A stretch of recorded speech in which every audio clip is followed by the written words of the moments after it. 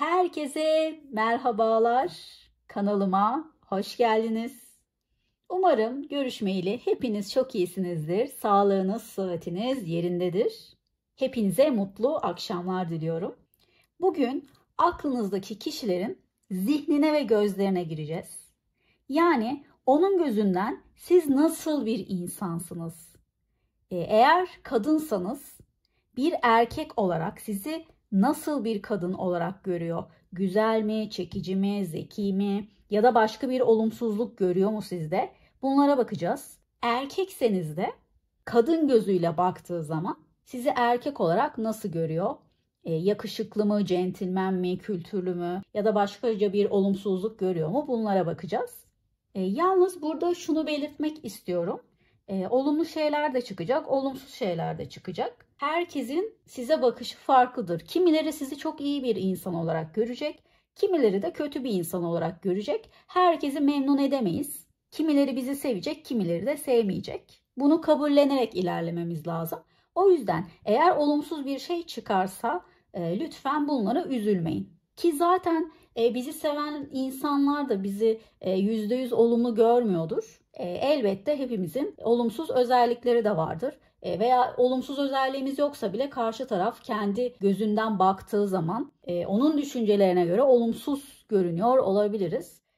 Bu konuştuğunuz kişilere göre ve onun düşüncelerine göre, yetişme tarzına göre değişir. Veya yaşadıklarına göre değişir. Şimdi çok da lafı uzatmadan hemen açılıma başlayalım. Birinci destede ametist taşımız var. İkinci destede ayıcığımız var. Üçüncü destede deniz kabuğumuz var.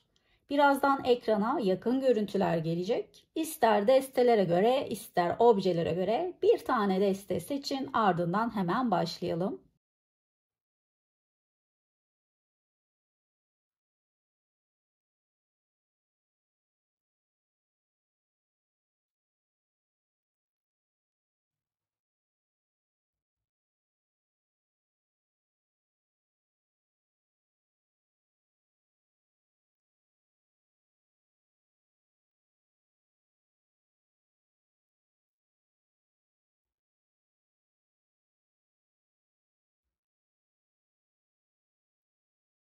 Sevgili birinci desteği yani ametist taşını seçen arkadaşlar. Bakalım aklınızdaki kişi sizi nasıl görüyormuş? Onun gözünden siz nasıl birisiniz? Öncelikle dış görünüşünüze bakalım arkadaşlar. Sizi nasıl görüyor? Fiziksel özellikleriniz olarak beğeniyor mu? Önce buna bakmak istiyorum. İmparator, değnek ası, değnek şövalyesi, tılsım dörtlüsü, değnek altılısı. Bir de şuradan da bir kısaca bakayım. Dış görünüşünüze göre nasıl görüyor sizi?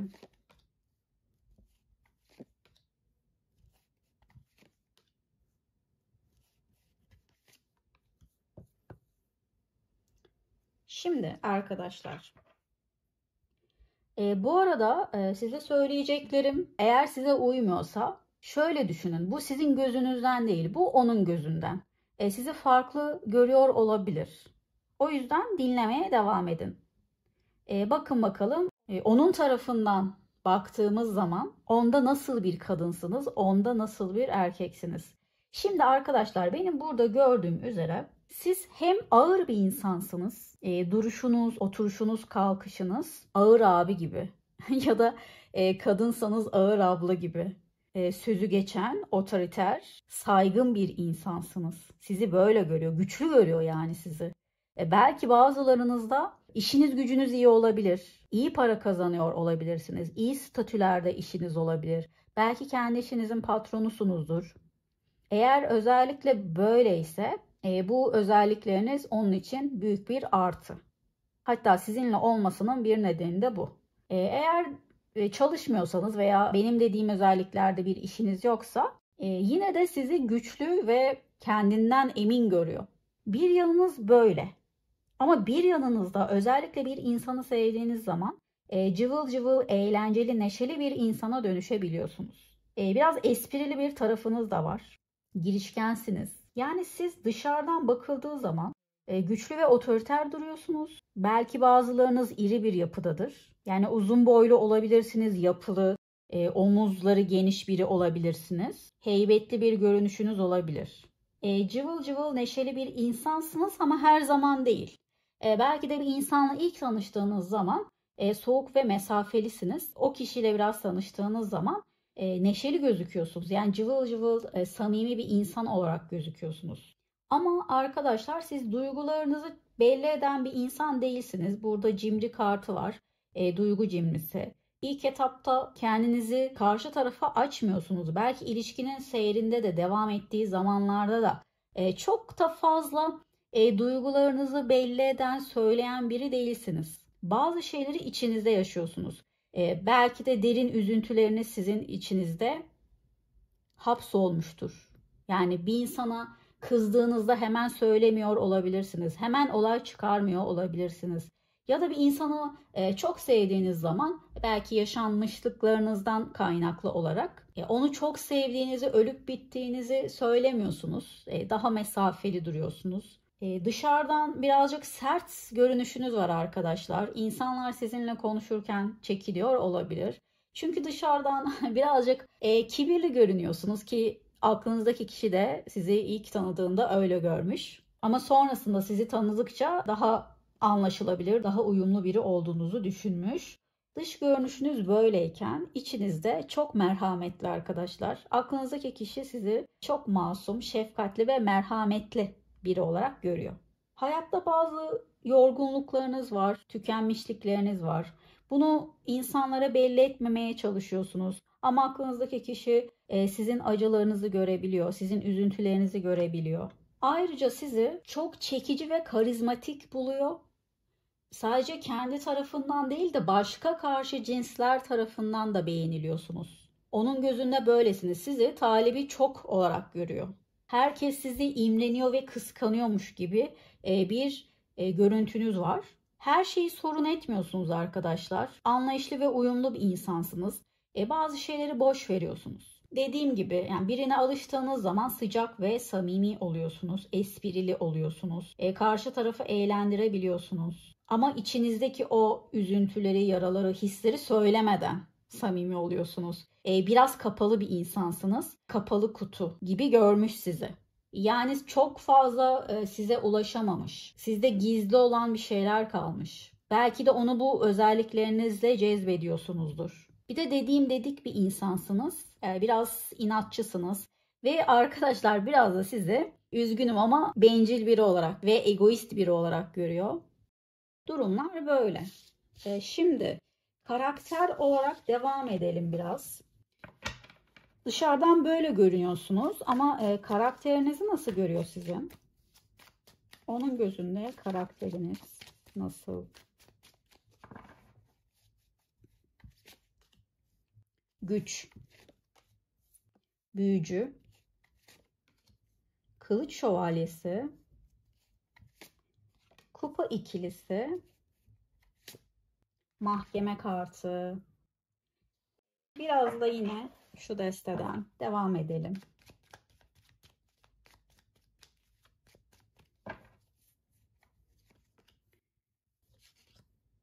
Biz dünyayız. Asi.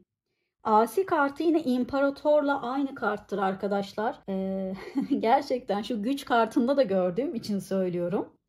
Dışarıdan gerçekten çok güçlü görünüyorsunuz. Hem karakter olarak hem dış görünüş olarak. İnsanlar size kolay kolay yaklaşamıyor olabilir. Yine aklınızdaki kişi de aslında sizden çekiniyor.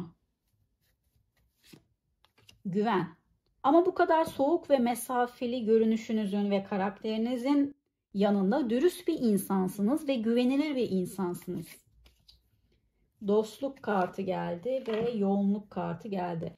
Şimdi kupa ikilisi ve dostluk kartı aynı kartlardır. İki farklı desteden iki farklı aynı kartı aldık. Yani tam bir aşk insanısınız. Sevdiniz mi? Çıkarsızca tam olarak seviyorsunuz. Her şeyinizle seviyorsunuz ve o kişi de kendisinin sevildiğini düşünüyor. Belki bunu hareketlerinizle belli etmiş olabilirsiniz. Çok fazla dile getirmeseniz bile. Çünkü sanki de kartlara göre çok dillendirdiğinizi görmedim ben. Daha çok davranışlarınızla, fedakarlıklarınızla sevginizi göstermişsiniz. Ama aklınızdaki kişi onu sevdiğinizden emin. Bundan hiçbir şüphesi yok. Sizi birazcık öfkeli görüyor arkadaşlar. Ani çıkışlarınız var gibi. Fevri bir insana benziyorsunuz. Sizi böyle görüyor. Aynı zamanda da onun gözünde çok yeteneklisiniz. Elinizden her iş geliyor. Bilmediğiniz konuda bile fikri üretebilirsiniz ya da o konuyu araştırıp öğrenip aksiyon alabilirsiniz. Ben burada oldukça zeki bir insan görüyorum ve hiçbir şeyden korkmuyorsunuz. Çok cesursunuz. Özellikle cesaret konusu çok yoğun geliyor. Özgüveniniz çok yüksek. Kendinizi çok seviyorsunuz ve bu dışarıdan da çok belli oluyor. Zaten bu güçlü duruşunuz oradan geliyor. Aslında birçok insanın imreneceği bir karakteriniz var. O da birçok insan gibi bu karakterinizi çok seviyor diye görüyorum ben. Biz dünyayız kartı sizin ciddi ilişki insanı olduğunuzu gösterir. Yani bir ilişkiye başladığınız zaman ciddi niyetlerle başlıyorsunuz. Dedim ya sevdim mi tam seviyorsunuz. Ve bir ilişkiye de boş yere başlamıyorsunuz. Ancak birisini gerçekten severseniz ve onunla gelecek düşünürseniz bir ilişkide ilerlersiniz. Yine aynı şekilde bir kişiyle gelecek düşünürseniz onu ciddiye alırsınız. Yoksa o kişiyi umursamazsınız. Bazı duygularınızı yoğun yaşıyorsunuz arkadaşlar. Belki bu aşk duygusu, belki bu öfke duygusu ya da başka duygularınız. Burada bir yoğunluk görüyorum. Duygularda abartıya kaçabiliyorsunuz bazen. Ya da tepkilerde diyeyim. Tepkilerde de abartıya kaçıyor olabilirsiniz. Pratik bir insansınız. Sorunlara kolayca çözüm bulabiliyorsunuz. Sizin söyleyeceğiniz küçük bir şey o sorunu çözebiliyor. Yani zekice hareket ediyorsunuz. Sorunlarda bile onu zekanızla çözüyorsunuz. Ben burada çok duygusal bir insan göremedim onun gözünden baktığımda. Ama çok zeki, çok mantıklı bir insan gördüm. Çok yetenekli bir insan gördüm. Lüks yaşamayı seviyor olabilirsiniz. Güzel giysiler, belki marka giysiler giymeyi seviyor olabilirsiniz. Farklı bir auranız ve farklı bir çekiciliğiniz var arkadaşlar sizin. İnsanları kolayca etkiniz altına alıyorsunuz. Herkes sizinle konuşmak istiyor olabilir. Bu sadece dış görünüşünüzle de ilgili değil. Yani başta evet dış görünüşünüz onları çekiyor ama sonrasında karakteriniz daha fazla çekiyor. Toplum içinde bir saygınlığınız var. Bir ağırlığınız var. Yani bulunduğunuz kabın şeklini almıyorsunuz. Sizin bir duruşunuz var. Ve aklınızdaki kişi bu duruşunuzu çok seviyor. Hatta hayran diyebilirim. Burada bir hayranlık var size karşı. Umarım bunu belli etmiştir ya da söylemiştir. Onun dışında kötü bir şey göremedim arkadaşlar. Yani size bakışında ben aşırı böyle olumsuzluklar göremedim. Böyle tek tük dediğim şeyler var. Sizin niyetlerinizi ne olarak görüyor? Yani sizin ilişkin varsa ilişkinizde yoksa ona karşı niyetleriniz ne? O nasıl görüyor bakalım? Ona karşı niyetleriniz neymiş?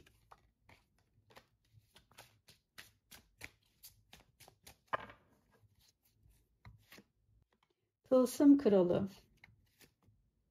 Kupa dörtlüsü geldi. Kupa beşlisi geldi. Ops.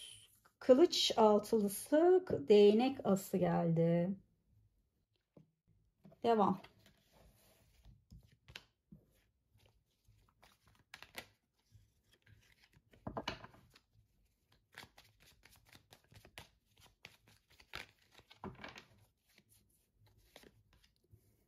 Kaynak kartı, salıverme, anlayış. Bakın bu 3 kart az önce de çıktı.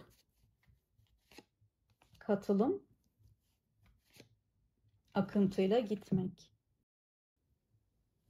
Şimdi burada yine Tılsım Kralı ile birlikte ne kadar mantıklı, ne kadar oturaklı ve ağır bir insan olduğunuzu görebiliyorum.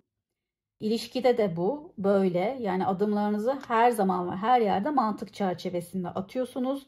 Duygularınızı daha geri planda yaşıyorsunuz. Siz mantığıyla hareket eden bir insansınız. Niyet olarak baktığımızda yani sizin ona karşı niyetlerinizi nasıl görüyor biliyor musunuz? Öncelikle onun bazı huylarından veya davranışlarından memnun olmadığınızı düşünüyor. Hatta bazı konularda onunla konuştuğunuz için ya da karşınıza o çıktığı için pişmanmışsınız gibi hissetmiş o. Şöyle olabilir. Mesela sizin diyelim ki ona göre çok güzelsiniz, çok yakışıklısınız. Ya da ondan daha maddi durumunuz iyidir. Ya da çok daha üst bir statünüz vardır. Yani kendisini sizden daha aşağıda görüyor olabilir. Sizi çok güçlü görüyor demiştik ya zaten. O kendi açısından baktığımız zaman onu çok da beğenmediğinizi düşünüyor. Yani o sizi çok tatmin edemiyormuş gibi algılıyor. Ben burada sizin mutsuz olduğunuzu düşündüğünü görüyorum. Hatta bazılarınız onu terk etmiş olabilir ya da ilişkiyi o da bitirmiş olabilir ama burada bir vazgeçiş var. Ondan vazgeçtiğinizi de düşünüyor. Ya da ilişkiniz varsa gitmek istediğinizi düşünüyor. Yani şu konuda birazcık kararsız kalmış. Siz gerçekten onu sevip istiyor musunuz yoksa ondan ayrılmak ve yolunuza mı bakmak istiyorsunuz? Sizi ikilemde görüyor. Yani bir onunla olmak istiyormuşsunuz gibi bir görüntü yaratıyorsunuz onda. Bir de bazen öyle anlar geliyor ki onunla olmak istemiyorsunuz. Ayrılmak, yolunuza bakmak istiyormuşsunuz gibi algılıyor. Yani sizin aslında niyetinizi tam çözememiş. Biraz anlık kararlarınız var ve ani fikir değişimleriniz var. Bir şeyleri çok boş veriyorsunuz, erteliyorsunuz gibi görüyorum ben burada. Yani bazı şeyleri görmezden geliyorsunuz. Burada anlayışlı ve merhametli bir insan olduğunuz tekrar çıktı. Ve sıcak ve samimi insan olduğunuzu görüyorum. Yani içinizde hiçbir kötülük yok sizin. Gayet masum, tertemiz, işinde gücünde olan, yoluna bakan, kimseyle derdi olmayan, sadece kendi hayatına odaklanan birisiniz. Aslında sevdiğiniz insanla mutlu olmak istiyorsunuz. Ama bir şeyler yolunda gitmediği zaman o şeyi akışına bırakıyorsunuz. Yani çok zorlamayan bir insansınız. Sizi öyle görüyor. Diyelim ki onunla tartıştınız, kavga ettiniz ya da bir anlaşmazlığa düştünüz. Onun peşinden koşmuyorsunuz yani. Zamanı bırakıyorsunuz. Sizin ona karşı sevginiz olduğunu biliyor ama niyetlerinizden emin değil. Sevgi konusunda aslında sevildiğini düşünüyor aklınızdaki kişi. Belki de kendini size layık görmüyordur. Ama bu duygu ve düşünceler zaman zaman. Şöyle söylemek istiyorum. Bazen onu çok seviyorsunuz. Evet, bundan emin. Bazen de diyor ki herhalde beni istemiyor. Yani ben öyle anladım. Belki de beni çok sevmiyordur. Zaten bizim şu özelliklerimiz, işte falanca özelliklerimiz çok farklı. O benden daha üst yerde ya da o benden daha iyi, daha güzel gibi düşüncelere kapılıyor. Eğer sık sık kavga ediyorsanız ve anlaşamıyorsanız özellikle bilin ki karşı tarafın özgüvensizliğinden dolayı bu. Siz ona fazla gelmişsiniz. Son olarak bir de şimdi sizin geleceğinize bakacağım. Onun gözünden siz konusunu bitirdik. Böyle bir insansınız. Onun tarafından bakınca. Bir de geleceğinizde sizi neler bekliyor bakalım. Dua kartımız geldi. Kardeşlik, ışık, kader çarkı. Bu ilişkinin bir geleceği var. Ancak bir şeyler yapılması gerekiyor. Geleceğiniz için özellikle de onunla olmak istiyorsanız, devam etmek istiyorsanız birazcık manevi olarak bu ilişkiyi desteklemeniz lazım. Yani ya dua edeceksiniz ya meditasyon yapacaksınız, imgeleyeceksiniz, olumlamalar yapacaksınız. İnancınıza göre hangisi size uyuyorsa yapabilirsiniz. Tabii ikisini de yapabilirsiniz. Engel teşkil eden bir durum yok. Burada aslında ben şunu görüyorum. Sizin aranızdaki bağ öyle güçlü ki aslında durum ne kadar vahim gözükürse gözüksün, sizin için bir ışık var. Eğer ayrıysanız şu anda uzun süredir görüşmüyorsanız ya da gelgitli iletişiminiz varsa ya da anlaşamıyorsanız durumu ümitsiz olarak görüyorsanız burada diyor ki bu aşk ümitsiz değil. Yersiz endişelere kapılma. Bu açılım diyor ki umutlu ol. Bu ilişkiye dair umutlu olmanız gerekiyor. Zaten kader çarkıyla da birlikte devam edecek bir ilişki bu. Zaten ilişkiniz iyi gidiyorsa hiçbir sorun yok. Yine aynı şekilde devam edeceksiniz. Ama olumsuzluklar yaşayan izleyiciler için dönemsel sıkıntılar olabilir. Ama ikiniz de aslında bu ilişkiyi istiyorsunuz gördüğüm üzere. Burada istekler ve niyetlerin aynı olduğunu görüyorum. Hatta birbirinizi hissediyorsunuz. Aranızda telepatik bir bağ var. Duygular, istekler aynı. Bu ilişkiye belki nazar değdi. Belki birileri ayırdı. Belki sizin hakkınızda dedikodular oldu. Aklınızdaki kişi onların aklına uymuş olabilir. Belki de hani birazcık daha dış müdahaleler olabilir sizin ilişkinizde. Belki de o yüzden dua çıkmıştır. Özellikle nazar büyü gibi bir şey yapıldıysa size, onu çözmek için maneviyata ihtiyacınız olabilir. Onun dışında ben bir sorun göremedim arkadaşlar bu ilişkide. Zaten ne olursa olsun devam edecek gibi gözüküyor.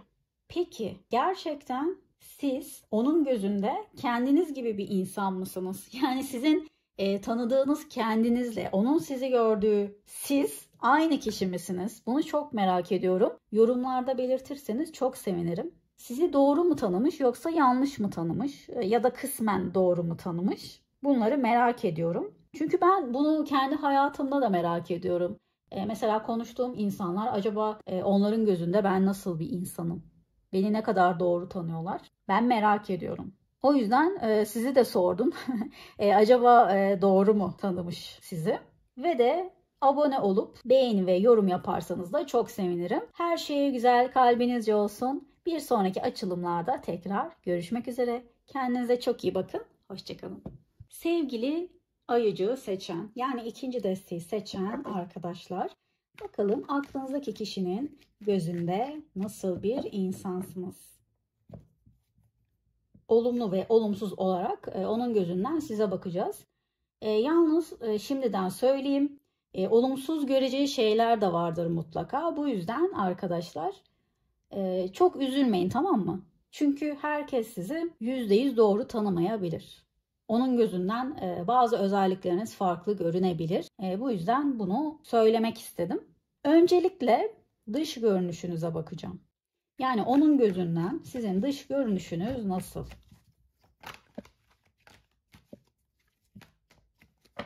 Bakalım. Kupa kraliçesi geldi. Kupa ikilisi. Para kraliçesi. Değnek üçlüsü.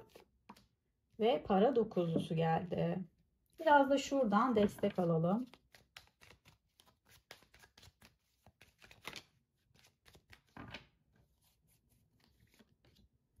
Ahlak kartı, tamamlanma, başarı kartı,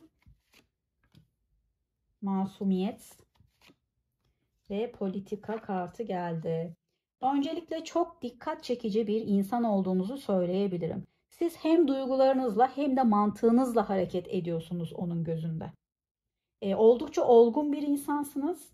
Sevginizi göstermekten çekinmiyorsunuz. Tam bir aşk insanı olarak gözüküyorsunuz. Hatta sizin onu sevdiğinizi düşünüyor. Bundan emin. Auranız çok yüksek. Birçok şeye sahip olduğunuzu düşünüyor. Maddi manevi olarak tamamsınız onun gözünde. Hem dış görünüşünüz narin, nazik bir insansınız, hem de olgun, ağırbaşlı, oturaklı bir insansınız. Nerede ne yapacağınızı çok iyi bilen. Genel olarak az ve öz konuşan birisiniz. Ama sevdiklerinizle birazcık daha fazla konuşuyor olabilirsiniz. Yani diliniz sevdiklerinize çözülüyor olabilir. Ama normalde çok da böyle girişken, çok da konuşkan biri değilsiniz gibi. Zaten siz konuşmasanız da insanları etkiliyorsunuz. Dış görünüşünüz itibariyle gayet çekici ve insanları etkiniz altına alan bir görünüşünüz var. Dışarıdan çok imrenilecek biri olarak gözüküyorsunuz. Bu ilk desteğe de çıkmıştı. Aklınızdaki kişi sizin başkaları tarafından da beğenildiğinizi düşünüyor. Yani sizin çok talibiniz var gibi bir izlenim yaratmışsınız.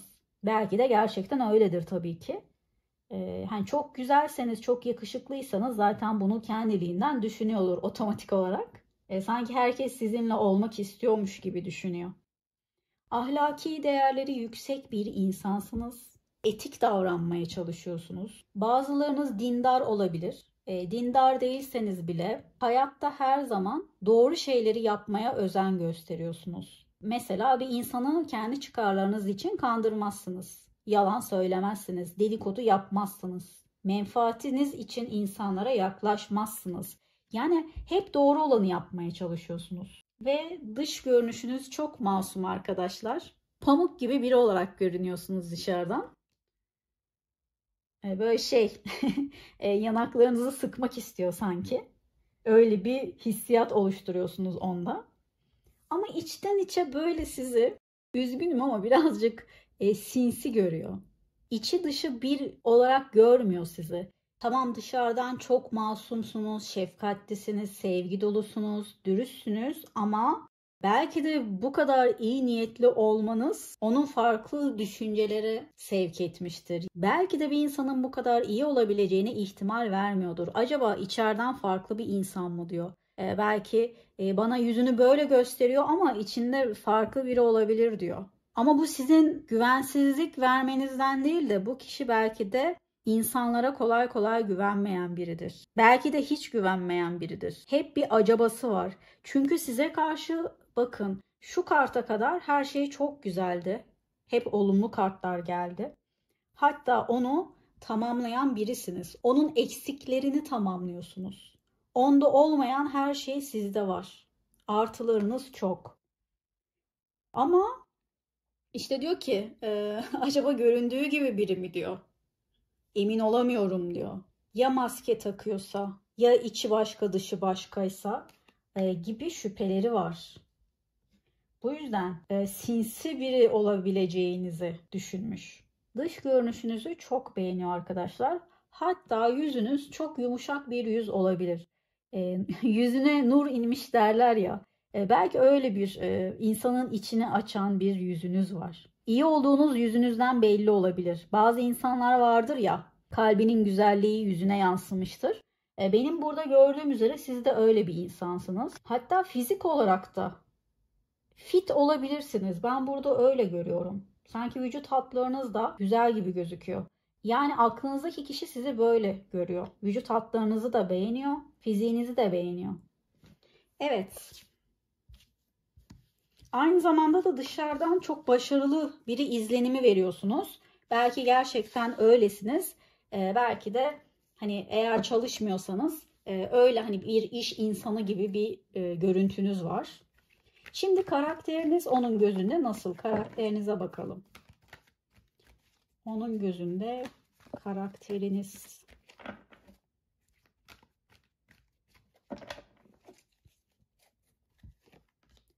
Azize.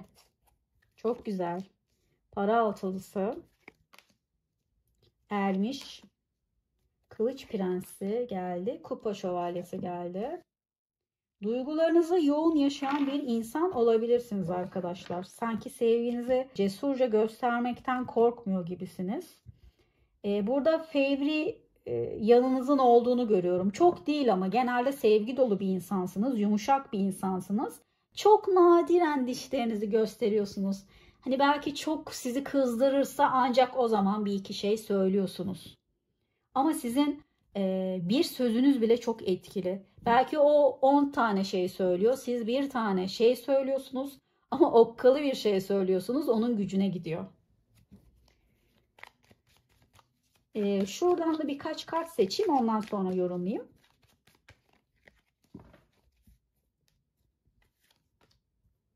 Zihin, dışarıdaki,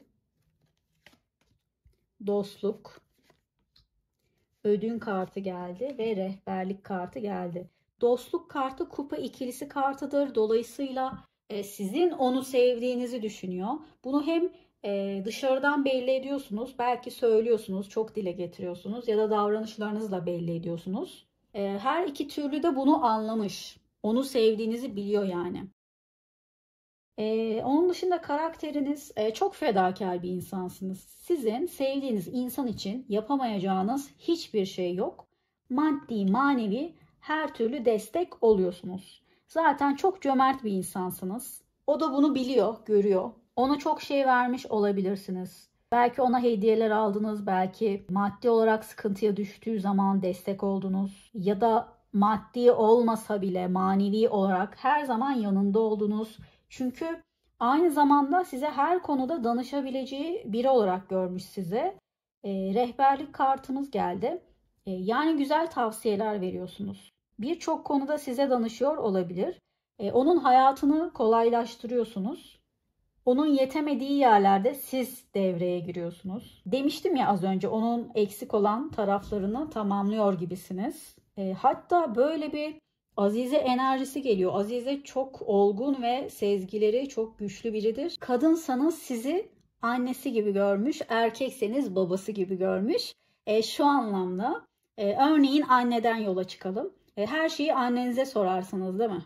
Başınız ne zaman sıkışsa maddi manevi her şeyi annenize sorarsınız. Annenizden istersiniz. Veya aklınıza bir şey geldi. Örneğin şu yemek nasıl yapılacak diye bir soru düşündünüz. Annenize sorarsınız. O da sizi annesi gibi görüyor bu yüzden. Yani her şeyini anlatabileceği birisiniz. Her şeyini verebilecek birisiniz ona. Böyle bir izlenim yaratıyorsunuz onda. O yüzden size güveni sonsuz. Belki de hayatında anne eksikliği yaşadıysa aklınızdaki kişi, annesi vefat ettiyse veya annesi hayattaysa ama yok gibiyse bu eksikliği siz dolduruyor olabilirsiniz. Ermiş kartıyla yalnız kalmayı seven bir insan olduğunuzu düşünüyor. Kendinizle baş başa kalmayı seviyorsunuz. Ve kendi sorunlarınızı kendiniz çözebilecek kadar bilge birisiniz onun gözünde.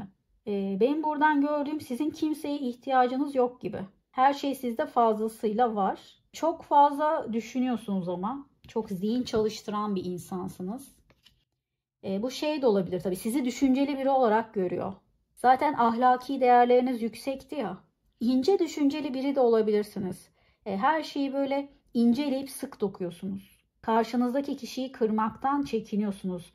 Hassas bir yapınız var. Siz öylesiniz diye karşıdaki kişiyi kırmaktan da çekiniyorsunuz. Yani empati yapabiliyorsunuz. Mesela biriyle konuşuyorsunuz. Şu sözü söylesem acaba kırılır mı? Söylemesem daha mı iyi olur diye karşınızdaki insanı düşünüyorsunuz. Yani burada nasıl derler? Patavatsız biri değilsiniz. Ne konuştuğunu bilen birisiniz. Gayet güzel görüyor sizi. Burada dışarıdaki kartı var. Ermiş kartında da gördüğüm üzere çok sosyal biri olmayabilirsiniz arkadaşlar. Çünkü ben birazcık toplumdan kendinizi soyutladığınızı, çok insan sevmediğinizi görüyorum. Belki mecburi ilişkilerinizi sürdürüyorsunuzdur ama çok da artık insanlarla olmaktan keyif almıyorsunuz. Kendi kabuğunuza çekiliyorsunuz gibi gözüküyor. O yüzden sizi yalnız olarak görüyor. Yalnız enerjilerde çok fazla çevresi olmayan, çok sosyal olmayan biri olarak görüyor sizi. Başka diyebileceğim, çok olgunsunuz, çok aklı başındasınız. Hatta maddi durumunuz iyi olabilir. Sevdiğiniz insanlar için yapamayacağınız şey yok dediğim gibi. Özellikle sevdiklerinize her şeyinizi verebilirsiniz. Çok fedakarsınız. Hatta kendinizden ödün verirsiniz ama sevdiklerinizden ödün vermezsiniz. Belki de bu yüzden insanlar sizi hayatında tutmaya çalışıyor hep. Herkese yardım etmeye çalışıyorsunuz. Evet. Şimdi bir de sizin onunla olan durumunuzda, yani varsa ilişkinizde ya da iletişiminizde ve de ona karşı olan niyetleriniz ne? Yani sizi nasıl niyetlerde görüyor? Buna bakacağız.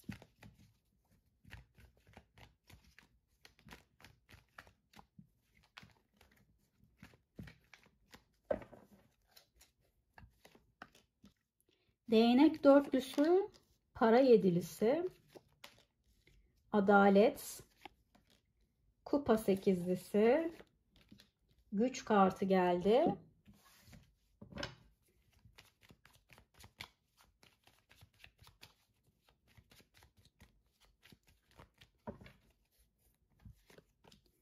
geçmişte yaşamak, karşılaştırma, cesaret,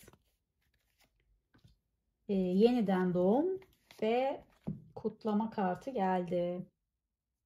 Şimdi benim burada gördüğüm özellikle yüz yüze olan görüşmelerinizde her şey çok güzel gidiyor. Ama daha çok sanki böyle telefonda birbirinizden uzak kaldığınız zaman size bir şeyler oluyor. Birlikte vakit geçirdiğiniz zaman güzel vakitler geçiriyorsunuz. O anlarda sizin onunla gelecek düşündüğünüzü hissediyor. Ama öyle anlar geliyor ki daha çok uzak kaldığınızda onu istemiyormuşsunuz gibi bir izlenim yaratıyorsunuz. Sizin kontrolü elinizde tutmak istediğinizi düşünüyor. Bazen ona haksızlık yaptığınızı düşünüyor. Gelecek için çok da bir şey yapmadığınızı düşünüyor arkadaşlar. Yani gelecek düşünüyorsunuz ama bundan emin değilsiniz. Bir istiyorsunuz, bir istemiyorsunuz gibi bir izlenim yaratmışsınız. Aynı zamanda geçmişe çok takıldığınızı düşünüyor. Özellikle onun geçmiş hatalarını sürekli yüzüne vuruyorsanız, onları unutamıyorsanız bu huyunuzdan sıkılmış olabilir. Bazılarınız da onu karşılaştırıyor. Belki başka insanlarla onu karşılaştırıyorsunuz. Ya işte falanca kişi işte sevgilisine bunları yapıyor, sen bana yapmıyorsun. Ya da senin şu huyun şöyle, herkes işte sevdiğine hediye alıyor, sen güzel söz bile söylemiyorsun gibi. Sürekli karşılaştırma yapıyorsunuz gibi gözüküyor onun gözünde. Ya da buna benzer şeyler, yani illa tam bu olmak zorunda değil, örnek verdim. Ya da başka türlü karşılaştırmalar. Çok cesur bir insansınız ama özellikle aşkta onunla olan ilişkinizde veya iletişiminizde çok güçlü, cesaretli birisiniz. Çok sevseniz bile sizin hoşunuza gitmeyen bir şey yaptığı zaman cesurca gidebilirsiniz. Evet, bir insana çok değer veriyorsunuz. Her şeyinizi verebilirsiniz, fedakarsınız ama onun çok gücünüze gittiği bir haksızlık yaptığında da acımadan arkanızı dönüp gidebilirsiniz. Bu huyunuzdan da çekiniyor aslında. Yani sizin niyetlerinize baktığım zaman onunla vakit geçirip eğleniyor musunuz? Yoksa gerçekten de gelecek düşünür müsünüz? Bu konuda davranışlarınıza göre bir kararsızlık yaşıyor. Tartıştığınız zaman onu çok istemediğinizi düşünürken güzel geçen anlarınızda da sizin onunla gelecek hayalleri kurduğunuzu düşünüyor. Sizinle iken çok eğlendiğini söyleyebilirim ama. Gerçekten çok keyif alıyor sizinle buluşmalarında. Bir de eğer küsseniz arkadaşlar, konuşmuyorsanız sizden bir şeyler bekliyor gibi. Yani bu ilişkiyi yeniden canlandırmanızı bekliyor sanki. Yeniden başlasın istiyor. Çünkü siz bunu yapabilecek kadar cesur bir insansınız onun gözünde. Belki o sizin kadar cesaretli değildir. Bu yüzden niyetlerinize baktığım zaman siz ona adım atarmışsınız gibi hissediyor ve düşünüyor. Siz atarsanız yine biz eskisi gibi birlikte olabiliriz. Durumlar böyle. Şimdi bir de geleceğinize bakmak istiyorum. Şimdi bu onun gözünden değil. İkinizin ortak geleceğinde sizi neler bekliyor? Kısaca bir bakacağım. Geleceğinizde sizi neler bekliyor bakalım. Adam kartı geldi. Kurban kartı var. Meditasyon kartı. Kaynak kartı. Şimdi sizin aslında kökleriniz sağlam ya da sağlamlaşabilir ileride. Kaynak kartı ilişkinin derinleşmesinden bahseder, kökleşmesinden bahseder. Hatta soy ağacına yeni insanların eklenmesinden de bahseder. Yani onunla bir yuva kurup soy ağacınızı genişletebilirsiniz. Şimdi yakında aklınızdaki kişinin ilişkinizde yapacağı bazı hamleler olacak. Bu kişi çok fazla kurban psikolojisine giriyor. Yani sürekli mağduru oynayan taraf olabilir. Sürekli sizi suçluyor olabilir. Bu yönünü törpülemesi gerekiyormuş ki o yönünü evet azaltacak gibi gözüküyor. Çünkü sorun daha çok onun karakterinden kaynaklı çıkıyor. Sizden değil de onun manipülasyonlarından, suçlamalarından, eleştirilerinden, dediğim gibi kurban psikolojisinden, sürekli haklı olduğunu düşünmesinden meydana geliyor olabilir. Ama meditasyon kartıyla birlikte bu sorun artık çözülüyor. Çünkü hatasının farkında ya da yakın bir zamanda farkına varacak ve bir çözümle gelecek. Hemen ardında da kaynak kartı geliyor zaten bahsettiğim gibi.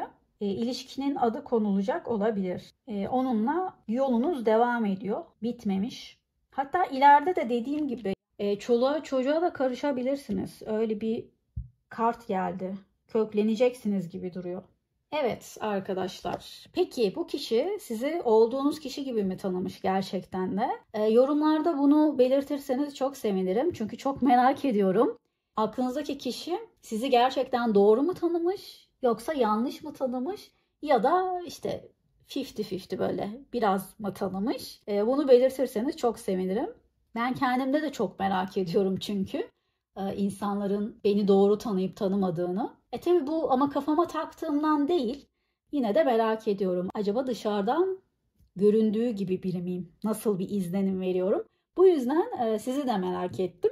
Yorumlarda buluşalım. Ve de abone olup beğeni ve yorum yaparsanız çok sevinirim. Her şey güzel kalbinizce olsun. Bir sonraki açılımlarda tekrar görüşmek üzere. Kendinize çok iyi bakın. Hoşçakalın. Üçüncü desteği yani deniz kabuğunu seçen arkadaşlar. Hepiniz tekrar hoş geldiniz. Bakalım aklınızdaki kişinin gözünde siz nasıl birisiniz? Öncelikle dış görünüşünüze bakacağım. Aklınızdaki kişi sizi dışarıdan, dış görünüşünüze göre nasıl görüyor? Buna bakacağız. Sonra karakterine bakacağız. Ondan sonra da sizin niyetlerinize bakacağız. Yine onun gözünden. Ama bu özellikler olumsuz da çıkabilir. O yüzden lütfen üzülmeyin. Çünkü her insan sizi %100 doğru tanıyamaz. Bu onun karakteriyle ve yaşanmışlıklarıyla da ilgili olabilir. İnsanlar bizi bazen yanlış tanıyabiliyor. Bu yüzden insanlar sizin hakkınızda kötü de düşünse lütfen üzülmeyin. Herkesi memnun edemeyiz. Şimdi dış görünüşünüzü nasıl görüyor size?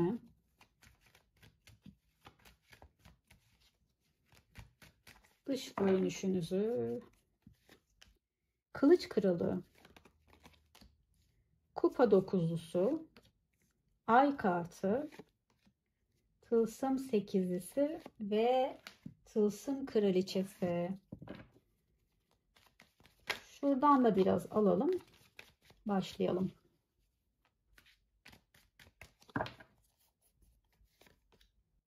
Geçmişte yaşamak, dostluk kartı, dışarıdaki kartı, yeni vizyon ve kutlama kartı geldi. Şimdi dış görünüş olarak soğuk ve mesafeli duruyorsunuz arkadaşlar. Aslında eğlenceli bir yanınız da var ama daha çok özellikle sizi ilk gördükleri zaman yani aklınızdaki kişi sizi ilk gördüğü zaman çok kibirli, çok kendini beğenmiş biri olarak görmüş. Aynı zamanda dediğim gibi çok mesafeli görmüş. Sonrasında sizin içinizdeki o sıcaklığı, samimiyeti görmüş. Ancak sizi çözememiş. Çok gizemli bir insansınız. Aklınızdaki kişinin aklı soru işaretleriyle dolu. Sizi çözmeye çalışmış. Hala da çözmeye çalışıyor biliyor musunuz? Yani ilişkiniz ne olursa olsun, evli bile olsanız, sizin ne düşündüğünüzü kolay kolay anlayamıyor. Ya da sizin niyetlerinizi kolay kolay anlayamıyor. Hep bir düşünceye sevk ediyorsunuz onu.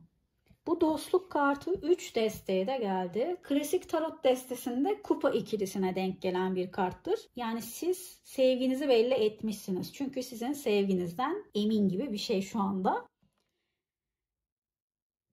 Ancak siz çok geçmişe takılan bir insansınız. Sizi böyle görüyor. Takıntılı biri olarak görüyor. Özellikle onun geçmiş hatalarını yüzüne vurduysanız eğer ki bunları sevmiyor gibi. Başka diyebileceğim çok olgun bir insansınız. Düşünceli birisiniz, naziksiniz. Ama umursamaz bir yanınız da var arkadaşlar sizin. Biraz keyfinize düşkün gözüküyorsunuz dışarıdan. Bencil gözüküyorsunuz. Ama çok kültürlü ve zekisiniz. Bu dışarıdan, dış görünüşünüzden bile zeki olduğunuz belli oluyor. Eğitimli ve kültürlüsünüz.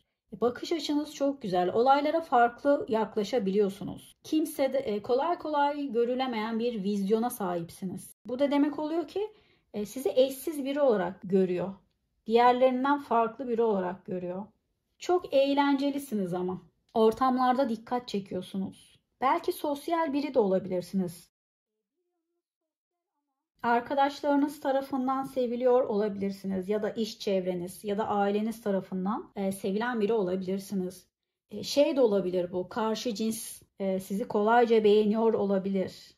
Sizinle konuşmak istiyor olabilirler. Sizi böyle görüyor. Yani evet, mantıklı, olgun, biraz da soğuk mesafelisiniz ama insanlar sizinle konuşmayı seviyor. Sizden akıl almayı seviyorlar. Bir de bu gizemli yanınız insanları size daha çok yaklaştırıyor. İnsan psikolojisi bilinmeyeni çözmeye eğilimlidir. Yani bir şeyi ne kadar çok bilmiyorsak onu çözmek için, bilmek için o kadar çok uğraşırız. O kadar çok onun peşinde koşarız. O yüzden zamanında sizin çok peşinizden koşmuş olabilir. Ya da şu anda da koşuyor olabilir. Mesafeleri olan bir insansınız. Herkes sizin sınırlarınızı geçemez. Herkesi hayatınıza almazsınız. Alsanız bile herkesi hayatınızın merkezine koymazsınız. Çok keskin sınırlarınız var arkadaşlar. Bu konuda biraz katısınız. O da zaten kendini dışarıda görüyor. Yani sizin sınırlarınızı geçemediğini düşünüyor. Ne kadar ona iyi davransanız da hep bir böyle aranızda bir çizgi çekiyorsunuz. İnce çizginiz var. O çizgiden onu geçirmiyorsunuz. Sizinle konuşurken çekiniyor yani. Ama aynı zamanda da ince düşüncelisiniz. Küçük şeylerden mutlu olabiliyorsunuz. Ona güven vermişsiniz. Dürüst bir insansınız. Dışarıdan da zaten güvenilir biri olarak gözüküyorsunuz. Çalışkan birine benziyorsunuz arkadaşlar. İş hayatında çalışkan ve başarılı biri olabilirsiniz. Aynı zamanda çok zekisiniz. Dışarıdan böyle gözüküyorsunuz. Çok da fiziki özellikleriniz çıkmadı. Karakterinize bakalım. Karakter olarak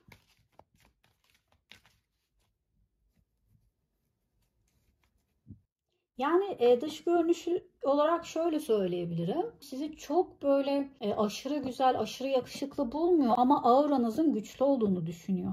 Sizi daha çok dış görünüşünüzle değil de bence karakterinizle seviyor. Bu sizin çirkin olduğunuz anlamına gelmez ama bakın.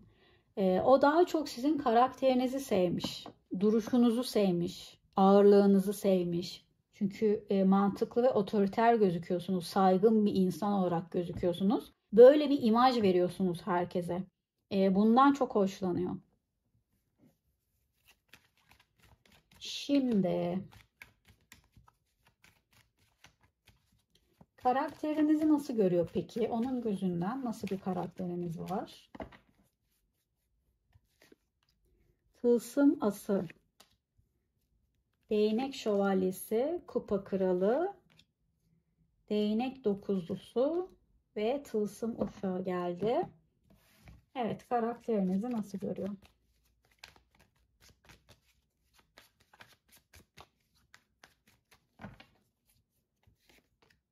İç ses, tembellik, yine bir dostluk yani kupa ikilisi kartı geldi. Sevginizi çok fazla göstermişsiniz. Ahenk kartı ve macera kartı geldi. Ahenk de kupa onlusu kartına denk gelir. Yani sevginizi maşallah bol bol göstermişsiniz. Hareketlerinizle veya sözlerinizle öyle bir göstermişsiniz ki sizin sevginizden emin. Hiçbir şüphesi kalmamış. Burada kupa kralı da var ayrıca. Onun gözünden baktığımız zaman sessiz ve derin bir insansınız. İşte o sizin derinliğinizi çözmeye çalışıyor, derinlere inmeye çalışıyor. Siz sanki çok bir şey yapmıyorsunuz arkadaşlar, icraat olarak. Yani bir ilişki için daha çok bir şeyleri ondan bekliyor gibisiniz. Sizde bir rahatlık var, öyle görüyor yani. Onun için çok da bir şey yapmıyor gibisiniz onun gözünde. Daha çok ondan bekliyor gibisiniz. Bir de kendinize çok güveniyorsunuz bu konuda. Zaten benim için bir şeyler yapar gibi bir bakış açınız var. Sizi birazcık arkadaşlar bencil biri olarak görüyor. Neden derseniz kendi isteklerinizi ön planda tutuyormuşsunuz ona göre. Yani sizin dediğiniz şekilde ilerlemeli bu ilişki. Bir de çok olgun bir insansınız. Tıpkı bir anne gibi. Erkekseniz de baba gibi olarak düşünebilirsiniz. Sizin o olgunluğunuzu seviyor. Her şeyi size danışabilir. Sizden akıl almayı, tavsiye almayı seviyor yeri geldiği zaman. Çok mantıklı hamleleriniz var. Sorunlara güzel çözümler buluyorsunuz. Bir yanınız çok eğlenceli ve esprili. Bir yanınız da çok olgun. Sizi biraz da yorucu bir insan olarak görüyor arkadaşlar. Bazı konularda. Özellikle ona zıt düşüyorsanız, tartışmalarda kendinizi çok savunuyorsanız, çok savunmaya geçiyorsanız bu özelliğinizi de sevmiyor. Ama genel olarak sizi uyumlu bir insan olarak görüyor. Sadece bazen işte dediğim gibi çok üstüne gidiyor olabilirsiniz. Bazen alıp başınızı gidiyor da olabilirsiniz arkadaşlar. Burada uzaklaşma var. Yani tartışmalarda ona hiç yazmıyor olabilirsiniz. Ondan adım bekliyor olabilirsiniz. Bir anda sessizliğe gömülüyor olabilirsiniz. Sizi merak etmesini sağlıyor olabilirsiniz. Gizemli gözüküyorsunuz yani kısaca. Sizin onu sevdiğinizi biliyor ama bazı davranışlarınız ona acaba dedirtiyor. Acaba ben mi yanlış anlıyorum gibi. Ama bozulan şeyleri eğer isterseniz onarmasını da çok iyi biliyorsunuz. Sevgiyi yaşayış biçiminizi ve gösterme biçiminizi çok seviyor. Şefkatlisiniz, anlayışlısınız, duygusal ve hassas birisiniz. Hatta romantik biri olarak gözüküyorsunuz onun gözünde. Ona uygun biri olduğunuzu düşünüyor. Hatta sizinle gelecek düşünceleri var diyebilirim arkadaşlar. Sadece dediğim gibi sizin bazı hareketlerinize göre emin olamadığı şeyler var. Ama sizi geleceğinde de görmek ister. Ben çok olumsuz bir şey alamadım burada. Sadece bazen ani çıkışlarınız olabiliyor. Bazı zamanlar onunla sadece vakit geçirmek için birlikte olduğunuzu, konuştuğunuzu düşünüyor. Bazen de onunla evlenmek istediğinizi düşünüyor. Çünkü sizin umursamaz yanınız, yani şey derler ya, tersi çok pistir. Sizde de öyle bir şey görüyorum. Ama bu hiç öfke olarak değil, bir şeyleri yakıp yıkmak, bağırmak, çağırmak olarak değil de sessiz ve derinden hallediyorsunuz. Sizin umursamazlığınız özellikle onun canını çok yakıyor. Tepkisiz kalmanız, sessizliğe gömülmeniz onun canını çok yakıyor ve hem canını yakıyor ama hem de size daha fazla çekilmesine neden oluyor. Çünkü insanlar gizemi sever. Gizemli olduğunuz için hani sizi çözmekle uğraşırken insan psikolojisi gereği size daha fazla çekiliyor aslında. Ama farkında değil. Belki de farkında bazılarınızda. Böyle. Genel olarak sevgi dolu, anlayışlı birisiniz aslında. Çok bir kötü özellik göremedim. Şimdi de niyetlerinize bakalım. Sizin niyetleriniz onun gözünde nasıl?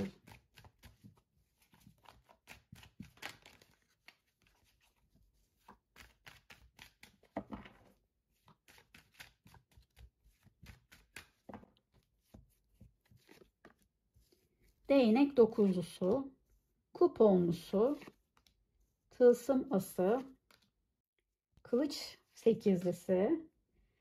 Tam da az önceki dediğim şeye geldi arkadaşlar. Sizin niyetlerinizden çok emin olamıyor. Bakın burada kupa onlusu var. Evet. Yani sizin onunla evlenmek istediğinizi düşünüyor aslında. Öyle bir izlenim ve öyle bir amacınız var gibi gözüküyorsunuz. Ama öyle şeyler yapıyorsunuz veya söylüyorsunuz ki bakın ikilemde kalıyor. Hatta onu çaresiz bırakıyorsunuz bazı şeylerle. Ve çok dediğim gibi onu yorduğunuzu düşünüyor. Niyet olarak baktığım zaman sizin niyetinizi çözememiş diyebilirim. Sadece sevginiz olduğunu biliyor, bu kadar. O sevginizi çok yoğun bir şekilde ona hissettirmişsiniz, vermişsiniz. Bir yanı ona güveniyor, sevginize güveniyor. Ama bir yanı da ne yapacağını bilemiyor. Sizi hala çözememiş. Demiştik ya sizi çözmeye çalışıyor diye. Becerememiş işte onu. Çözememiş, sizi anlamamış yani ne düşünüyorsunuz, ne yapmak istiyorsunuz. Bundan emin değil. Ve elinden de bir şey gelmediğini düşünüyor. Şimdi devam edelim. Başka niyetinizin ne olduğunu düşünüyor bakalım.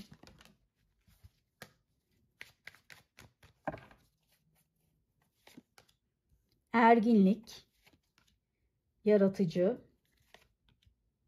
değişim, usta, koşullama.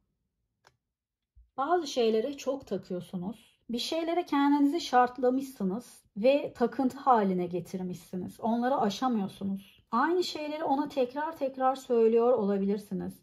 Belki şöyle bir yapınız vardır. Bir şeylerin çözülmesini istiyorsunuzdur. Karşı taraf çözmeyince çözene kadar dile getiriyor olabilirsiniz. Ya da geçmişte gücünüze giden şeyleri tekrar tekrar söylüyor olabilirsiniz. Yani bir şeylere böyle kendinizi şartlamışsınız. Ona da çok belli ediyorsunuz. Ve o da sizin bu düşüncelerinizi aşamıyor olarak gözüküyor. Bir şeylerde çok diretiyorsunuz.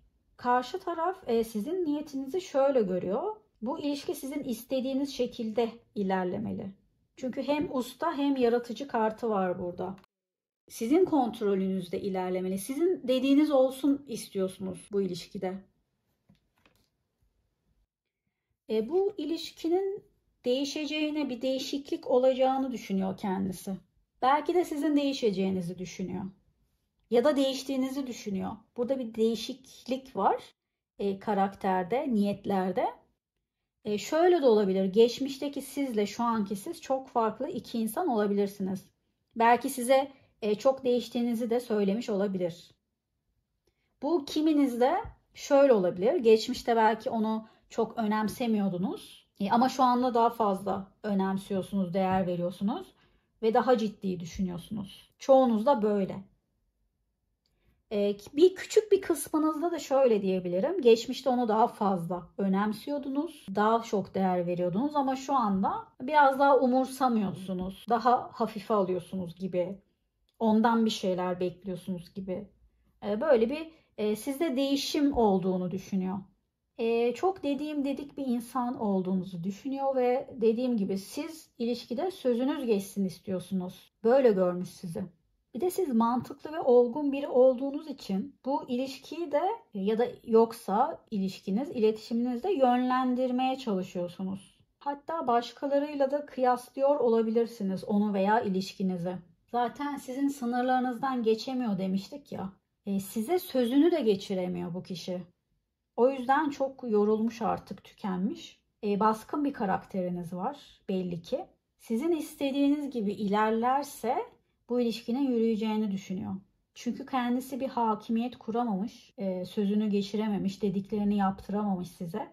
Eğer sizinle olmak istiyorsa, sizinle evlenmek istiyorsa sizin suyunuza gitmeli. Başka türlü olmaz. Bunu düşünüyor.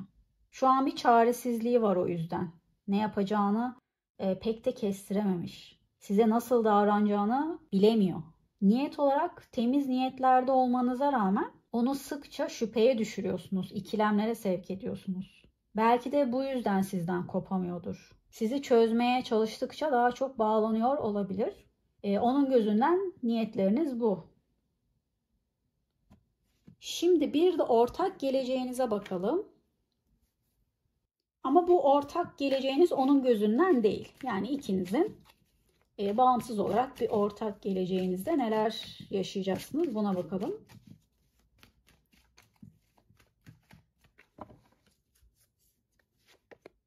Bilgelik,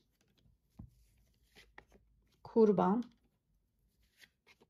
ölçülülük ve bilim kartı. Bu ilişkide bir dengesizlik var. Ancak mantıklı hamlelerle, yani birazcık düşünülürse çözüm bulunabilecek bir sorun aslında. Sadece bu ilişkinin iyi okunması lazım. Hem karşı taraf hem siz birbirinizi iyi analiz etmeniz lazım. Ve biraz ikiniz de birbirinizin suyuna gitmesi lazım. Karakterlerinizi olduğu gibi kabul etmesi gerekiyor iki tarafında. Birisi çok fazla kurban psikolojisine giriyor bu ilişkide. Çok fazla mağduru oynuyor. Çok fazla karşı tarafı suçluyor. Hep haklı olduğunu düşünüyor. Bu kişi her kimse o huyunu artık bırakmalı. Bırakırsa bu ilişki daha iyi gidecek. Her şey rayında gidecek gibi duruyor.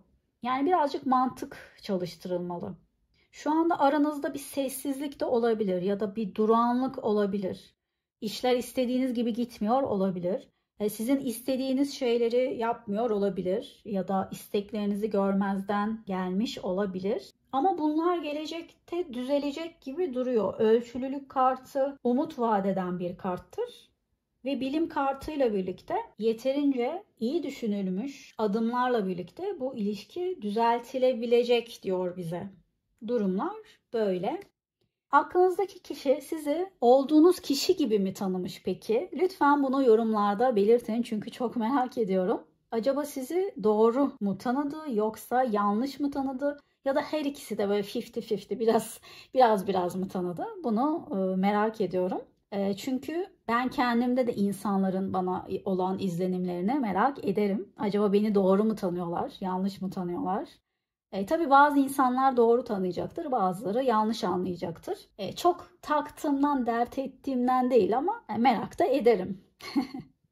O yüzden sizi de merak ediyorum. Bakalım sizi doğru mu tanımış? Bunu yazın, yorumlarda konuşalım.